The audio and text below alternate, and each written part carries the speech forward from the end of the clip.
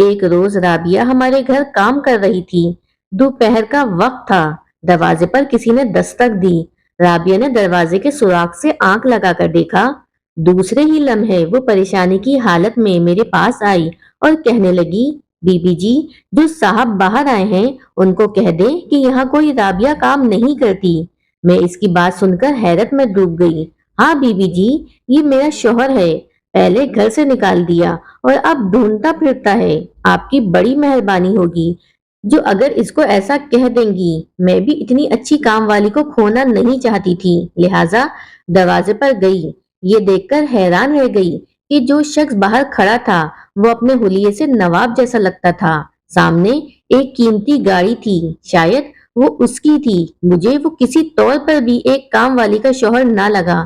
میں نے پھر بھی اس سے سوال کیا، بھائی آپ کو کس سے ملنا ہے؟ رابعہ سے باجی، وہ میری بیوی ہے، مجھے کسی نے بتایا ہے کہ وہ آپ کے گھر کام کرتی ہے۔ نہیں بھائی صاحب، آپ کو غلط فہمی ہوئی ہے، اس نام کی کوئی عورت ہمارے گھر کام نہیں کرتی۔ وہ شخص سامنے کھڑی گاڑی میں بیٹھ کر چلا گیا۔ میں رابعہ کی جانب پلٹی اور پوچھا کہ سچ سچ بتاؤ رابعہ، یہ کیا قصہ ہے؟ رابعہ کو میرے گھر کام کرتے ہوئے 1 سال ہو گیا تھا۔ اس نے مجھے کبھی شکایت کا موقع نہ دیا۔ وہ اپنے اطوار اور رکھ رکھاؤ سے کسی اچھے گھرانے کی لگتی تھی۔ اس نے کہا، بی بی جی، یہ بہت لمبا قصہ ہے اور کام پڑا ہوا ہے، کام سے نمٹ لوں تو بتاتی ہوں۔ مجھے تجسس ہو رہا تھا۔ میں نے کہا، کام بعد میں ہو جائے گا، پہلے یہ بتاؤ کہ یہ ماجرا کیا ہے؟ تم تو گھروں کا کام کرتی ہو اور تمہارا آدمی اتنی قیمتی گاڑی میں آیا ہے، کیا وہ کوئی نواب ہے؟ شکل اور حلیے سے تو نواب لگتا ہے۔ نواب تو نہیں ہے پر امیر ضرور ہے، بہت پیسے والا ہے، بس میرے نصیب میں ہی مزدوری کرنا لکھا تھا، سو کر رہی ہوں۔ پھر اس نے ان الفاظ کے ساتھ اپنی کہانی سنائی جو میں اسی کے الفاظ میں قلم بند کر رہی ہوں۔ بی بی جی، جن دنوں ہماری شادی ہوئی، ہمارے روز و شب بھی ایسے ہی مسرت بھرے تھے جیسے کہ کسی چاہنے والوں کے ہوتے ہیں۔ میرا شوہر مجھ پر فدا تھا۔ 2 دن کو میکے چلی جاتی تو روٹھ جاتے، کہتے، رابعہ تیرے بنا میرا وقت نہیں کٹتا، جی کرتا ہے کہ تم سے ایک پل کو بھی دور نہ رہوں۔ میں یہ باتیں سنتی تو خود کو دنیا کی خوش نصیب ترین عورت سمجھتی۔ میں خود کو ہواؤں میں اڑتا محسوس کرتی۔ مجھے اپنے شوہر کی محبت پر خدا کے وجود کی مانند یقین تھا۔ میں سمجھتی کہ دنیا الٹی گھوم سکتی ہے، سورج مغرب سے نکل سکتا ہے، مگر میرا شوہر نہیں بدل سکتا۔ میرے سرتاج کے پاس بہت دولت تھی جو ان کو وراثت میں ملی تھی۔ یہی دولت بالآخر میرے اور ان کے درمیان جدائی کا سبب بن گئی۔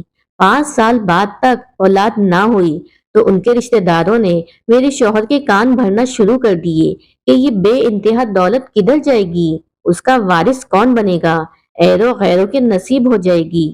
عورت بانجھ ہو تو مرد کو وقت سے شادی کر لینی چاہیے، بڑھاپے میں کرو گے تو اولاد کی خوشیاں کب دیکھو گے؟ ہم دونوں رشتہ داروں کی یہ باتیں سنتے تو ہنس دیتے تھے۔ اصل بات تو یہ تھی کہ مجھے اپنے اوپر پورا یقین تھا کہ ہماری اولاد نہ ہونے کی وجہ سے یہ کبھی نہیں ہو سکتا کہ میرا شوہر میری محبت کو بھلا کر کسی اور عورت کو لے آئے۔ میری محبت تو ان کی زندگی تھی، میں تو ان کے انگ انگ میں بسی تھی۔ بھلا پھر یہ کیسے ممکن تھا کہ محبت کا یہ 9 لکھا ہار میری گردن سے اتار کر کسی اور کی گردن کی زینت بن جاتا؟ عورت بھی مرد کے بارے میں کس قدر خوش فہمیوں میں مبتلا رہتی ہے، نہیں جانتی کہ اس ہستی کو بدلتے دیر نہیں لگتی۔ ایک دن مجھے کسی نے خبر دی کہ میرے شوہر نے دوسری شادی کر لی ہے۔ اس انکشاف نے تو میرے دل کی دھجیاں ہی اڑا دی تھیں۔ اس کی یہ حرکت مجھ سے کب تک چھپتی، آخر بتانا پڑا۔ پھر ایک روز دوسری عورت کو جو اب ان کی بیوی تھی گھر لے آئے، اور اب جو ہو چکا تھا اس کو مجھے قبول کرنا ہی تھا۔ میں اپنے شوہر سے محبت کرتی تھی، اس لیے ان کو پریشان کرنا یا علیحدگی کا مطالبہ کرنا خود میرے لیے باعث تکلیف تھا، لہٰذا اس کڑوے گھونٹ کو پی کر خاموش ہو گئی۔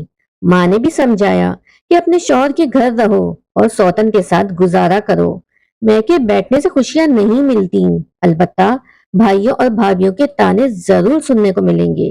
دوسری شادی مرد اولاد نرینہ کے لیے کرتے ہیں، پھر وہ پیسے والا ہے، یہ کوئی انہونی بات نہیں، مرد ایسا کرتے رہتے ہیں، کون ان سے جھگڑا کر سکتا ہے؟ माँ के समझाने से नसीब पर लिखा जानकर सब्र कर लिया। मैंने कभी भी ज़ैनब को सौतन ना समझा था, मगर उसको मेरा वजूद कांटे की तरह खटकता था। बहाने बहाने से घर का सुकून बर्बाद करने से ना चूकती। रफ्ता रफ्ता मेरे शौहर मुझसे लाताल्लुक होते जा रहे थे कि वो जो मेरे साथ करे, ये कबूतर की तरह आंखें बंद कर लेते। ना जाने ज़ैनब ने क्या इनको पढ़ाया कि शौहर ने मेरी परवाह करनी छोड़ दी। मैंने ये भी सह लिया, सौतन के बच्चों को संभाला, उनकी खिदमत करती रही, माँ से बढ़कर प्यार दिया, क्योंकि मुझे लगता था कि वो मेरे ही बच्चे हैं, इसलिए मुझे दिल से अजीज थे। बच्चे तो प्यार के तालिब होते हैं। मैंने प्यार दिया तो वो मेरे दीवाने हो गए, हर वक्त मेरे पास ही रहते, मुझको वो अपनी माँ से ज्यादा चाहने लगे थे। उसको ये बात गवारा ना थी कि उसके बच्चे मुझसे ज्यादा प्यार करें। वो उन मासूमों को रूई की तरह ढूंढ डालती। एक रोज मुझसे मिलने हमारे घर मेरा चचाजाद भाई आ गया। मेरी माँ बीमार थी, वो यही बताने आया था। वो तो मुझको अपनी सगी बहन जैसा जानता था, कभी सोच भी ना सकती थी कि सौतन मुझ पे ऐसा बुरा इल्जाम लगा देगी। बिलाल बेचारा 1 मिनट बामुश्किल बैठा होगा, उसने चाय की प्याली तक नहीं पी, बस माँ की तबीयत का बताया और चला गया। जिसको ना जाने ज़ैनब ने किस अंदाज से मेरे शौहर को बताया कि उसने मुझसे कहा, मेरी गैर मौजूदगी में किन मर्दों को घर में बिठा लेती हो, तुमको लिहाज नहीं आया? वो तेरा चचाजाद था, ज़ैनब का तो नहीं था, फिर तूने इससे पर्दा क्यों नहीं करवाया? हालांकि ज़ैनब तो इसके कमरे में आई भी नहीं थी जहां हम बैठे हुए थे। इसने कहा कि तुम अभी और इसी वक्त मेरे घर से चलती बनो, मुझको ऐसी आवारा औरत को घर में रखने की जरूरत नहीं है। मेरी बेटियां आज छोटी हैं, कल बड़ी हो जाएंगी, तो क्या तेरे ऐरे गैरे रिश्तेदारों के मत्थे लगेंगी? मैं अब तुमको मजीद बर्दाश्त नहीं कर सकता। मैं भला आबाद ही कब थी जो अब बर्बाद हो रही थी। वो सर्दियों के दिन थे, सर पर चादर, न पैर में जूती। उन्होंने मुझे बाजू से पकड़ के बाहर निकाल दिया। कुछ देर बरामदे में ठहरी रही, बच्चे बाहर आए और मुझसे लिपट गए। वो मेरे सीने से लगकर रोते रहे, लेकिन उस जालिम मर्द ने उनको भी खींच के अलहदा करके कमरे में बंद कर दिया और मुझे घर से बाहर निकाल दिया। मैं नंगे पांव शदीद सर्दी में पैदल चलकर अपने वाकिफ लोगों के घर में पनाह ली। इन बेचारों ने मुझे सहारा दिया कि थकन और सदमे से आते ही फर्श पर गिर पड़ी थी। चलते चलते पांव सूज गए थे। वो जो मुझसे मोहब्बत के दावे करता था, उसने आज मुझे 3 कपड़ों में धक्का दे दिया था। अम्मी भी फौत हो चुकी थी। कुछ दिन भाइयों ने रहने दिया, फिर कहा कि शोहर और सौतन को मना लो और अपने घर चली जाओ।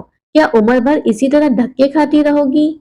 अगर मैं उनसे माफी मांग भी लेती तो कल इससे ज्यादा बुरा सुलूक करते। सो मैंने वहां जाने के बजाय लोगों का काम करना पसंद किया।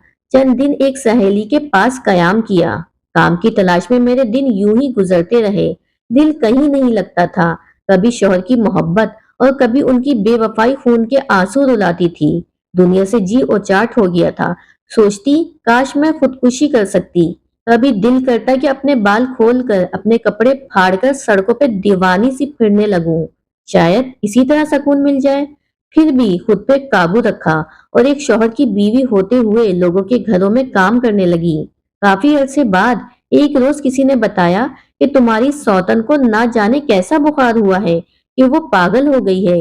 नंगे सर नंगे पांव लिबास से बेपरवाह घर से भाग जाती है, गलियों में चीखती चिल्लाती है। उसको पकड़कर घर ले जाने की कोशिश करते हैं तो कहती है, मुझे छोड़ दो, मेरा कोई घर नहीं है। फिर दीवारों से सर टकराती और बाल नोचती है।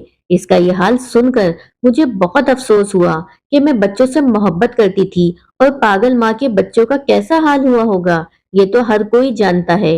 वो बेचारे तो बहुत खौफजदा होंगे। अगर मैं वहां होती तो उनको अपने परों में छुपा लेती, अपने कलेजे से लगा लेती। न जाने अब उनका क्या हाल हुआ होगा।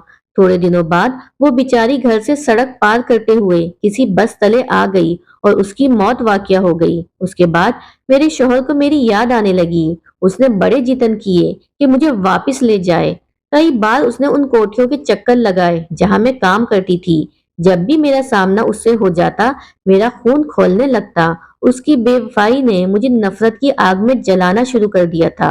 मेरा उससे मोहब्बत का रिश्ता शायद खत्म ना हुआ हो, मगर इज्जत और तकरीम वाला रिश्ता नाबूद हो चुका था। جب دل کے رشتے نہ رہے تو میں دنیاوی رشتوں کے لیے کیوں کر اس سے ناتا جوڑ لیتی۔ وہ مجھے ڈھونڈتا رہا اور میں گھر بدلتی رہی، یہاں تک کہ دور کی کالونیوں میں کام ڈھونڈ لیا تاکہ وہ مجھے تلاش نہ کر سکے۔ وہ بھی کچھ عرصے مایوس ہو گیا۔ اب بھی اس نے میں جہاں پہلے کام کرتی تھی میرا وہیں سے پتہ کیا ہوگا۔ وہاں میں کبھی کبھار آتی جاتی ہوں، انہوں نے ہی یہاں کا پتہ دیا ہوگا۔